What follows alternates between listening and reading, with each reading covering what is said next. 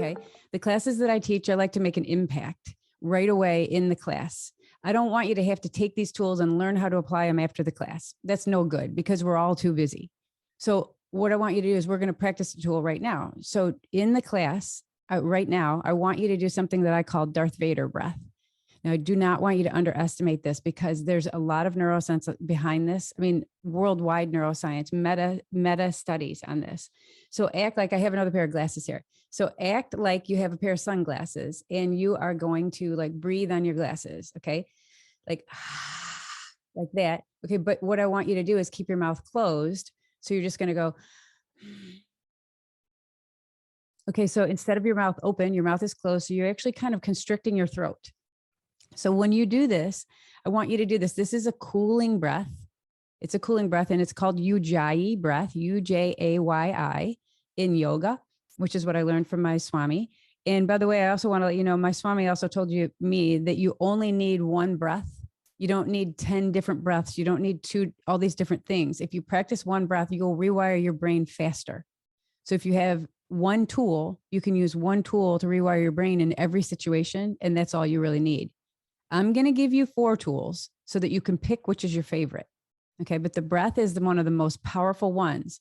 Now, if you think about this, the breath is the only system that you can actually change. You can't change how fast your belly digests food. You can't change the temperature of your skin. You can't change certain things, but in your body, these systems, but you can change your breath. In your breath, for every breathing pattern, there's an emotional state connected to it. So when you wake up in the morning and you're relaxed, there's a soft breathing pattern. If you go to the doctor and you're nervous or scared, you're typically holding your breath. If you have to give up and get a presentation, your breath changes typically, unless you do this for a living like me. And still my breath sometimes changes. But I want you to know that the breath, you have the ability to control your breath. And when you control your breath, you control your brainwave state, you control how relaxed you are, your autonomic nervous system. So you can actually take this sympathetic, which is the fight or flight, and you can trigger the parasympathetic, which is the relax and digest or relaxation, rest and digest or relaxation breath. So you're moving from the fight or flight to the relaxation by doing the breath. Now, the trick is, it's not really a trick and you don't even have to focus on this, but I'm going to give you something to focus on so it actually occupies your mind. I'm trying to have all of your mind occupied on this. If you become absorbed in your breath, the more absorbed you become, the faster the actual trigger happens to start to relax under that pressure, under that anxiety. So you're going to breathe in and you're going to do this constrained breath, and I'll do it in front of the mic. I hope you can hear me. So it's like, and then I'm going to breathe out.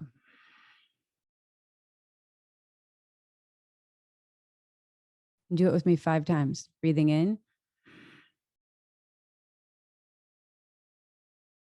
and breathing out.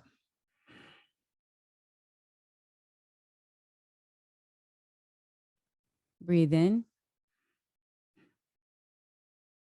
Notice your shoulders softening.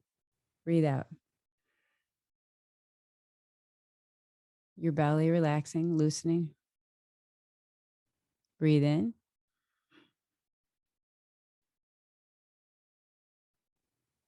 Breathe out.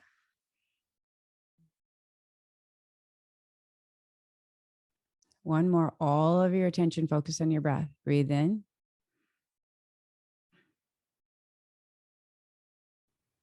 Breathe out.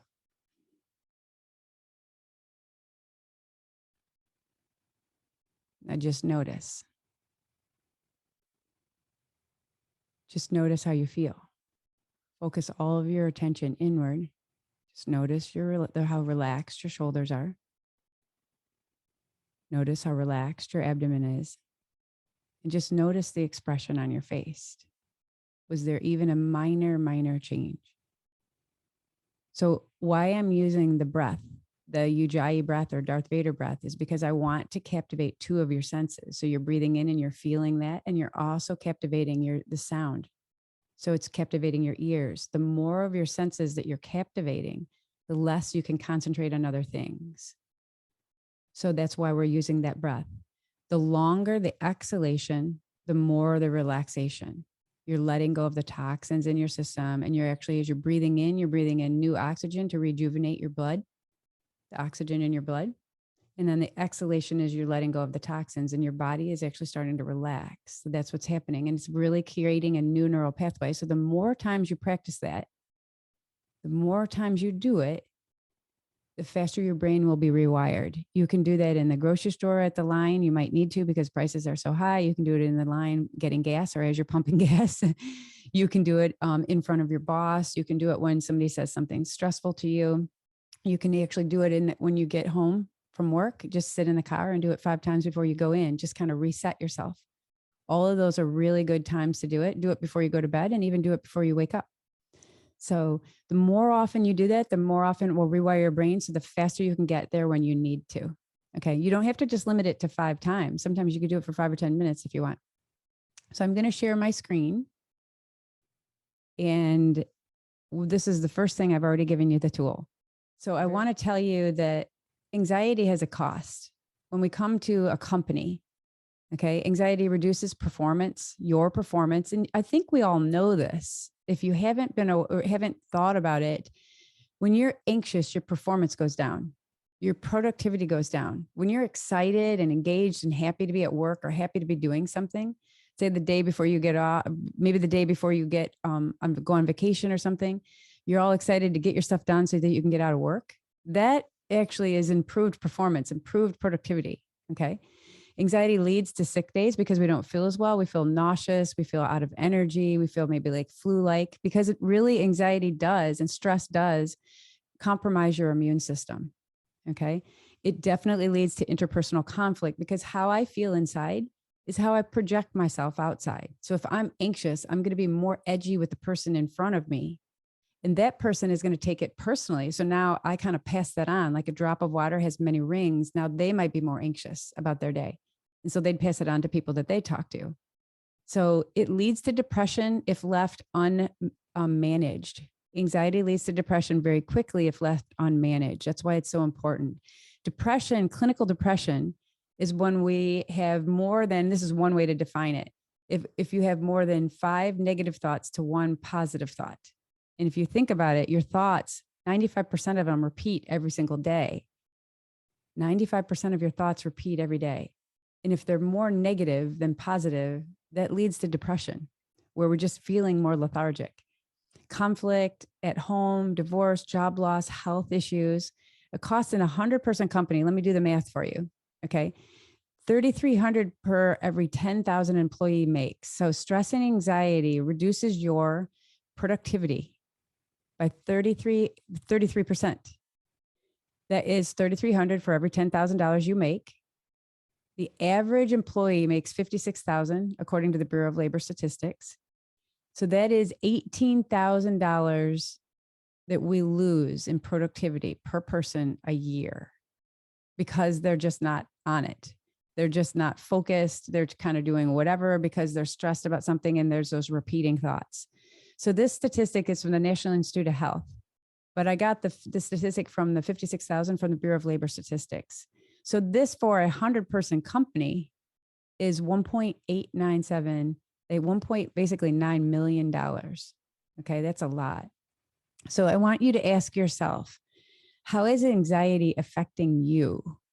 Okay, if you could write down, if you have a sheet of paper or a sticky note next to you, I want you to write down. I really want you to do this. Write down how anxiety is affecting you. And at the bottom, I put some different samples. Is it affecting your work? Could you be more focused? Could you be having, like, what if you had a better attitude at work? Like you were happier. How would your relationships change at work? How is it affecting you personally? Like when you wake up, the foods you eat, how you go about your day, your outlook. Is it affecting your health? Your friendships? A lot of times misery loves company. So we pick friends. We talk to people who are in the same type of relationship or same type of stress response that we are. Okay, so what are your friends like? What's your mental attitude like? How's your family? What's your family like?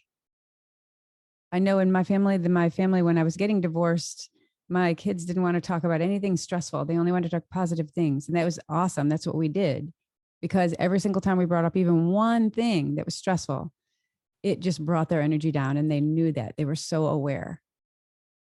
So what's your outlook like? How is it affecting you right now? Okay. Imagine a time, I want you to do the comparison, when you were peaceful and content. I don't care if this is when you were a child, when you're 8 or 10 years old, or you were happy, what you're doing, you're visiting your grandmother, you're visiting your grandfather, you were on a vacation. I want you to jot down some of the things, how you feel when you're in that peaceful, content place. How does it feel? And I said, describe it in detail, like in high definition. Like, what are the sounds? Like, what are you seeing? What is life like when you're seeing things that are peaceful? If you wake up in the morning, what's that like when you're peaceful and content? How does your day go? Take a minute and write that down.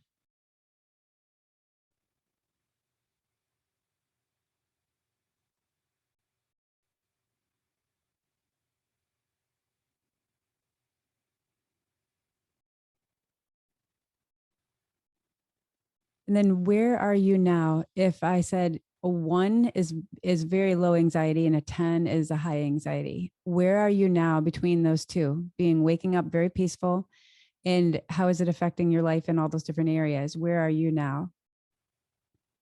Just pick a number. This is at this moment in time, this slice of time. Believe it or not, what we're doing is a big part of changing it. It's probably the biggest part. So don't underestimate these questions. Okay. Today, what we're going to do is, in this short class, I want anxiety, the inside and out, like the science and your anxiety profile. We're going to change this. I'm going to give you tools to change. There are 4. You can easily remember these, and we're going to go over them all week. And there are worksheets in the Brain Gym, in the dashboard. There are 4 different worksheets in there for you, so that you can download and you can use. And I'm going to share them in here, and we're going to use them throughout the whole week or the whole month. Giving you these tools to change, and then a commitment to success. So the first thing I want you, one of the first tools is an intention. And an intention keeps you focused. So if you don't have an intention, it's like you're a ship without a rudder. You're the captain of the ship, and you're telling everybody on the ship, right? We're going really, really, really fast. We got a lot of power. We got a lot of gas. We're going to get there really fast, except we don't have any way to direct the ship. Okay. So what ends up happening is one situation in life pulls your attention over here. Another one pulls your attention over here, and you're always putting out fires. So you don't even really know what B is. A lot of the people that I coach don't know what their B is. They don't have a goal or a focus. So sometimes you don't even have a focus, and this is just a scribbly line. If you have an intention, it keeps you focused. And I'm going to tell you how to use that intention, and I will tell you how I used mine. When you have an intention. So the first thing we're going to do is, this is a tool. So we used one tool, breath, and I gave an example of that, of how to use that and actually do that. Okay. The next one is an intention. So what is an integrated intention? Okay. I'm using the word integrated intention because this is going to connect with who you are at the soul. Now, there is a worksheet on this as well. And so this is the beginning of the worksheet. This is what it looks like. This is a little screenshot from it. In contrast to using your ego, like what you want out of life, I want you to use this to reflect on what's inside you, what really connects, your values and things like this. Okay. The integrative part is because it's in alignment with your core or your center, your purpose, your reason for living. It's integrated inside you. Now, the neuroscience behind that is, if it's integrated within you, there's an intrinsic motivation that you are going to make that happen. So you're wiring that on something that you really, really want. That's the integrated part. And you could even say you want it more than anything. So I remember when I was arguing with my spouse at one point. Anybody ever do that? Anybody have a disagreement? Okay. I don't know if you put your hand up or not. So if you've ever had a disagreement with anybody in life, that you saw things a little bit differently than they did. Okay. What ended up happening in this disagreement with me was we were both talking at the same time. Now, I generally think that that's funny, but I have learned not to laugh because I'm looking at the other person talking and I'm talking and I'm realizing nobody's hearing anybody. And I kind of thought that was funny. I don't ever do that anymore, laugh at that point. But what I do instead, so I'm telling you an example of exactly how to use this. When you're feeling energy come up, you can put your intention right there. So I focused on my intention, all of my energy and my intention on what it felt like to be that intention, what it feels like. And I've already started this off because I ask you, what does it feel like when you wake up and you're peaceful and content? That's one of the reasons I ask you that question. When you feel that peace and content, whatever your intention is, you go to that, you embody it. Your brain starts to just get around that, and the entire situation starts to de-escalate. What ended up happening in this situation for me is the room became quiet. I just started to think about my intention, and I wanted that more than winning the fight. I wanted that more than anything. I didn't even know what the fight was about. We were just disagreeing about something. And to be honest, I don't even know what it was. And I couldn't even tell you at the time what it was. A lot of times things are like that. We're not really saying what we're meaning. We're hurt and the other person isn't listening, and we just want them to listen. Many things are about that. And everybody starts to raise their voice. When people start to raise their voice, it means they're very passionate about what they're actually talking about.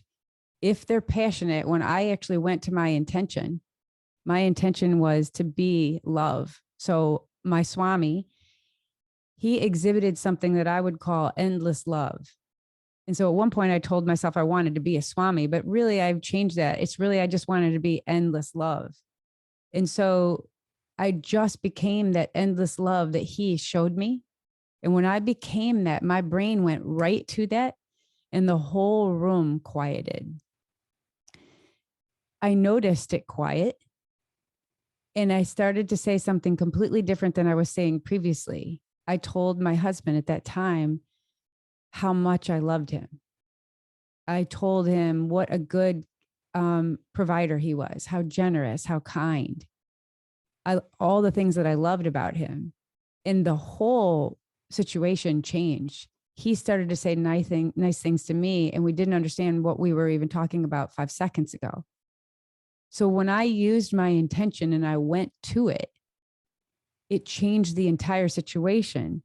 So when I go, I was in the middle of a mess at the top, and I decided to go to my intention. It changed everything. And my intention was to just be that love, because I wanted to be that more than anything. I didn't need to win. I just wanted to feel that love that my Swami gave me. I wanted to feel that. Instead of feeling in a fight, I wanted to feel that. So what this tool is how to get an intention. And one way we can get an intention is we can come up with something that we really don't like about our life, something you really hate or something. And at one point, my life was very chaotic and I just wanted peace. So I wanted the opposite of what I felt I was experiencing. What I was perceiving in my life was chaos, and I wanted peace. And so my first intention was, I want peace. I am peace. Now, that was pretty powerful, but I was not completely able to get around peace, like, because I didn't know what peace felt like. So I want to tell you that you have to be able to embody what it is that you're actually putting out there. I have another way on this worksheet in order to create an intention, and it is to list 5 people that you really like to be around. And you can download this worksheet. So you list 5 people that you like to be around, and each person you want to list 5 things you like about them, 5 things that make you feel comfortable or that you like. Those are also qualities inside you that you connect to. They're bringing the best out in you. And those are things inside you, okay, that connect to you. And when you see the different things of all those 5 people, I want you to underline or circle the things that you like the most, or that, like, not that you like the most, but that are repeating, that really resonate with you. And I want you to create an intention out of that. And it should be a present statement, like I am, like you're going to embody this. Okay. It's got to be a feeling that your body that you can embody, your brain can get around. So that's how you actually come up with an integrated intention. It's got to be something that you value, like these people that you like to be around. It's got to connect to who you are, your purpose or your core or your reason for living. Okay. And you can bring it to anything that you do. And it's got to be something also that you want more than anything. So if there is a disagreement or there's conflict in your life, you want this more than anything. It's got to come back to who you are at the core. Like you can feel it when you say it because your voice actually changes. That's the type of thing. And I'm happy to go through this in the coaching in a couple of weeks and help you get this, help you do this, or also just DM me on Facebook or Instagram and I can help you generate these. Okay. So that is what an integrated intention is. So to review so far, we have gone over, you have increased awareness about what anxiety is, where you are now, what you want to feel, and you're starting a personal intention. Those are very huge things. We've also gone over breath as a tool. So those are very huge things. So let's keep going. Anxiety inside and out. Okay. This is a normal brain. And I wanted to show you the difference. All of us are here and it's not hard to understand why, because of 2 years of COVID, there's isolation, which includes lack of social connection that reduces our brain function and our brain structure.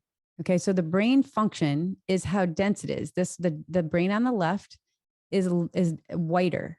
Okay. That's the white matter. Okay. The gray matter. Okay. And this over here is a little bit grayer. So it's not as dense. Also, the structure here goes all the way out to the brain, to the skull, and this one has shrunk. So stress affects the brain function and the structure. This is a brain that's experienced PTSD. And so post-traumatic stress syndrome. And we have all gone through so much stress that our brains have shrunken, maybe not exactly looking exactly like this. I'd like to see, I should do some more research on this, but our brain has done that. So what we want to do, we can get it back. And these tools will help you get it back because they've rewired my brain. So I want to talk about what makes something stressful or what makes you anxious. Mostly what makes something anxious is when things are out of our control. Okay. Perception is a key issue, but lack of control. And it could be around a lot of different issues, but lack of control is one of the big ones. Finances, job loss. A lot of people are losing their jobs and getting laid off. Health issues, unpredictability, like uncertainty, like we've gone through so much of. The economy, which is definitely a stressor right now. Kids, work-life balance. That's really huge for females and males. Okay. And just any kind of potential threat. If there's something that could take away your job, if there's something that could take away your home, if there's something that could take away your health, if there's a threat. Okay. Now, everybody, what I want you to understand is everybody experiences stress differently. What you experience could be very different than I experience. And what stresses me could be different than stresses you. Okay. Let's see. What else do I want to say here? So everything is a little bit different. So we're going to talk about the amygdala. This is this orange area right here. The amygdala is the part of the brain that is your stress. It records the stress. It's like perceiving the stress. It immediately sends a message to the hypothalamus, which is this blue. It's kind of like a blue gene blue right here. Okay. And that is your control system.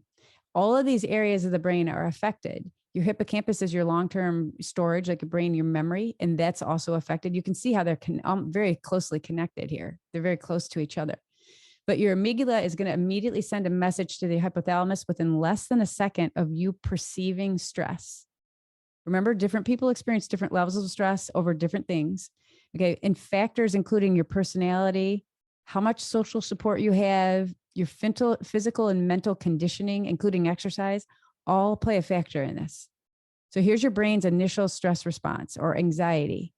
When you perceive there's a threat, and it's your perception that's key. Okay. Because everybody's perception is different.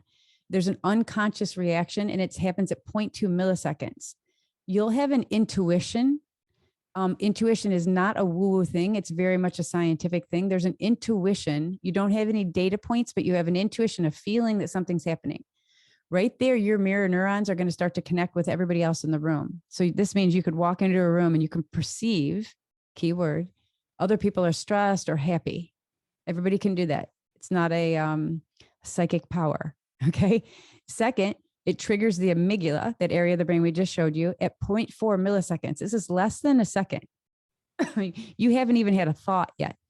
It then actually stimulates the language, the emotions, the memory, and the focus. All of those things are affected, and a lot more than that.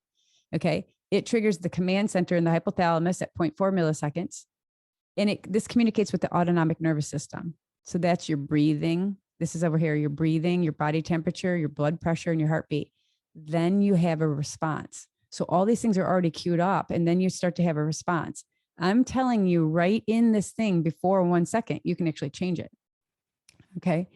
And so your stress load, how many things are happening, like how much capacity you have, is your energy capacity is affected by how much you're going under. You're on what's happening right now. And everybody's going through a lot right now. So we're at a peak. Now, this chart depicts a 30-year-old man. That's the dotted line. Okay. This vertical line.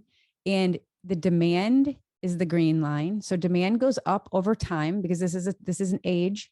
Horizontally, we're looking at age. And capacity, okay, your capacity goes down as demand goes up. And there's a critical point here. Look, we're not at 30 because that's where we're peaking with capacity. But after 30, we're actually going down with our capacity. So if you don't manage stress, this goes down a lot more severely. And this is how much energy you have during the day, for the day.